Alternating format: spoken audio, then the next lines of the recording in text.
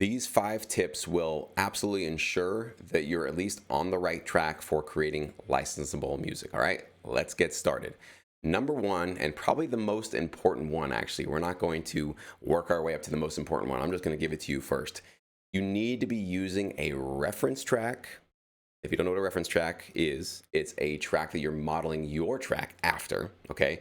And you need to be using a reference track from a catalog of a library that you intend to submit to, or at least a library, a catalog that you feel is high quality, like the best you could possibly find, and you're really excited about how that track sounds, and you want your music to be on that level, okay? The reason why this tip is so important is because many of you, and many producers that I come across are creating a lot of music without any reference track in front of them. And so they are left to their own devices, and they're just pulling out sounds and thoughts and instruments and ideas and moods and emotions that they're just sort of struck by as they're in this creative process.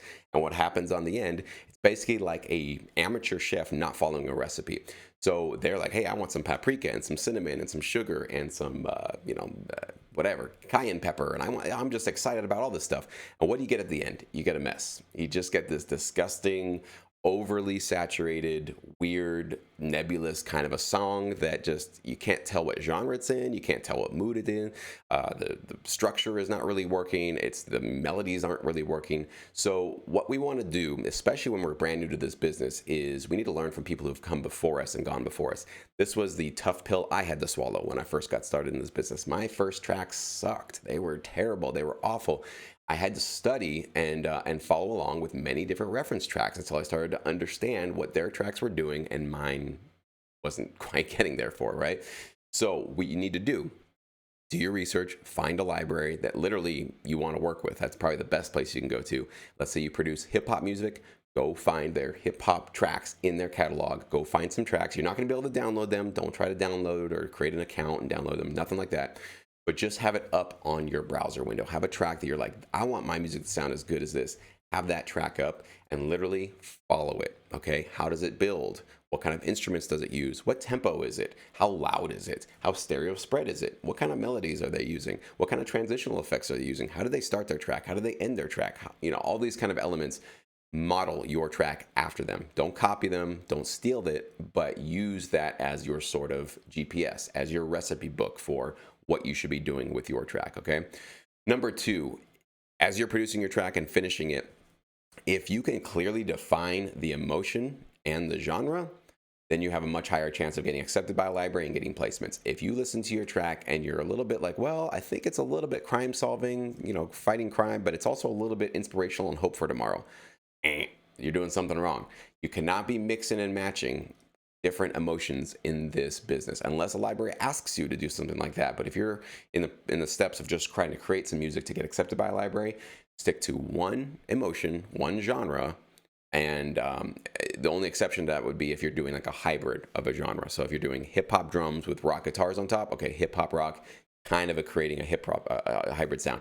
But don't be one of these producers that's like, well, I like all genres, so I'm going to put some EDM drums with some orchestral strings, with some Americana folk guitars over here, and a little bit of hip hop.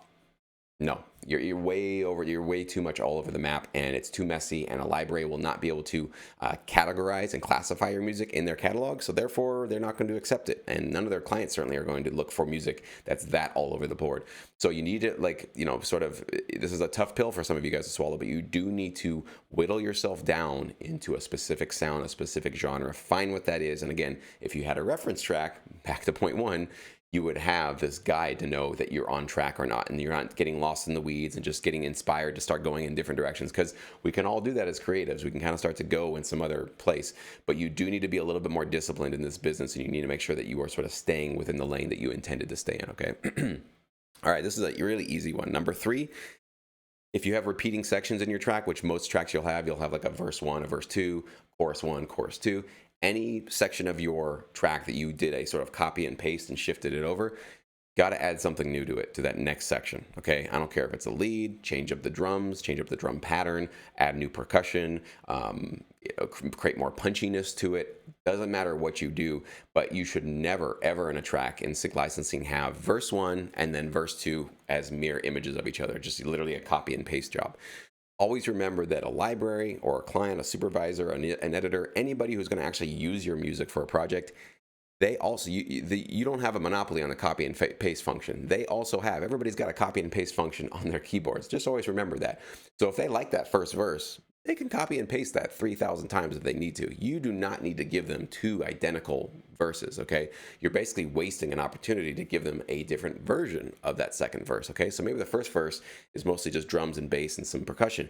Second verse, put on that palm muted guitar, add that piano, add some strings, add a cool synth lead to it. Whatever works within the framework of your track, add something that just builds it up a little bit more so that they have now two different options to choose from. We want this more subdued verse, but then we do want it to build into a kind of a more intense version of the verse. Cool. We've got these two options. Now we can copy and paste and Frankenstein this thing together to make the scene work. That's how you're going to get more placements, is you give your editor and your supervisors more options with your track, okay? Number 4, and this is a general rule, but I see it across the board in pretty much every genre and every type of music that you create. Your track should generally feel like it moves from a low intensity point to the very end, the highest intensity point. So if it's tension music, this is certainly true. You want to start fairly minimal, maybe just a bass kind of pulsing synth, dun, dun, dun, dun, dun, and then you start adding some piano and some percussion and some drums, and by the end you have this big, with strings and guitars, or you have whatever it is for your track. Just make sure the end feels like the biggest finale, the biggest piece of the track that really is sort of the most intense, okay? Now, of course, you're going to have some, let's say you put it together an EDM track. You start with a big chorus, you go to the verse, okay? And then you go to the second chorus, you go to a breakdown, bridge build-up, and into the chorus. So it's not necessarily one big crescendo going all the way up, but there's kind of dips and valleys, and it's sort of a roller coaster. But even with these sort of different versions you have going on there, this last chorus should feel like the biggest one. First one should feel like the smallest one. It should, make it still sound big. I would say you'd go like medium, large, and then like extra large. That's kind of where you should be thinking about your track structure. Is usually the end of the track should be the biggest, most impactful part of it. And that's basically because, again, it'll ensure that the track always has forward momentum, so we don't feel like we're just looping and kind of getting stuck in some sort of a beat that has no aim or purpose. It always feels like the track is moving somewhere, so that's going to encourage longer placements and more of a sustained placement within a scene. So if your track starts to feel really repetitive and it's not building, it's not going anywhere, you'll get much shorter placements, right? You'll get these 3-second, 5-second placements. But if you want a 60-second placement or a 2-minute placement, which is where you're going to get more money, more royalties, obviously, more income, because you're providing more value for the show. Generally, there's many different variables to account for there. But if you want longer placements, then your music needs to push itself forward. And that's one of the easiest ways to ensure that you have that quality to your music, okay? And then last but not least, this is just like a technical thing. When you start your track, get right into the music, okay? Do not put a 30-second wandering pad, swell effect coming in. Don't put some intro into your track that has nothing to do with the rest of the track. I've heard this many times from students' tracks where they have some sort of like sci-fi sounding weird intro, and then all of a sudden we're in a fun, funky, hip-hop beat. Like, why was that intro in there? The intro had nothing to do with this. It's not setting you up. It's not getting you in the mood for this. It's not hinting that something is coming. So we don't need to make that extra creative leap to sort of throw off our listener. We really need to make sure that this is production music, meaning it's useful, licensable, and it's very clear what this music is going to be doing for the client. So if you do have an intro in your track, it should be like hinting at maybe giving a little bit of that guitar riff away. Hey, it's kind of a cool, funky guitar riff. Where is this going? Drum fill, boom, big track comes in. That's kind of how you want to do an intro if you are going to do it. But even sometimes the best way to do it is just boom, get right into the music. Start with your chorus, start with a verse, start with the buildup. Just start with some kind of a part of the track that really starts to sell the emotion and the genre. If within 3 seconds I know what emotion this track is and what genre it fits into, you have a much higher chance of getting placements than if I'm going, okay, it's kind of this sci-fi weird nebulous place, and then it changes completely 5-10 seconds later into something else. Very low chances you're going to get accepted, and if you do get accepted, very low chances you're going to get a lot of placements. So try to always do that. And the second half of this number 5 tip is, at the end of your track, always have a definite hit ending, okay? So you have this big last chorus, right, the biggest part of your track, and then right when we're getting to the end, boom. However you get to that last boom, you want to basically have a low kick, a thud, maybe a crash cymbal, maybe horn hits. There's many different ways you can do it, but do not just end your track without this hit. Reason being, especially if you're going to get into reality TV shows, commercials, almost any type of placement you can want.